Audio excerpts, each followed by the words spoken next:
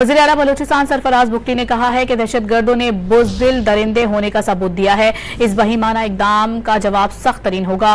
पंजाब जाने वाली बसों से 9 मुसाफिरों को अगवा करने के बाद कत्ल करने के अफसोसनाक वाक़े पर अपने बयान में वज़ीर आला बलूचिस्तान ने कहा कि पाकिस्तानी शनाख्त पर मासूमों को कत्ल नाकाबिल माफी जुर्म है। उन्होंने कहा कि बेगुनाहों का खून रायगा नहीं जाएगा। रियासती जंग है, इसमें दो टोक फैसला होगा। सरफराज बुगटी ने मजीद कहा कि फितनतुल हिंदुस्तान के दहशतगर्दों ने तमाम नेटवर्क तबाह कर दिए हैं। वज़ीर आला बलूचिस्तान सरफराज बुगटी ने कहा है कि दहशतगर्दों ने बुज़दिल दरिंदे होने का सबूत दिया है। इस बहीमाना इकदाम का जवाब सख्त तरीन होगा।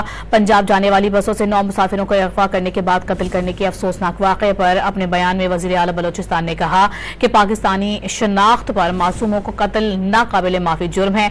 उन्होंने कहा कि बेगुनाहों का खून रायगा नहीं जाएगा। रियासती जंग है, इसमें दो टोक फैसला होगा। सरफराज बुगटी ने मजीद कहा कि फितनतुल हिंदुस्तान के दहशतगर्दों ने तमाम नेटवर्क तबाह कर दिए हैं।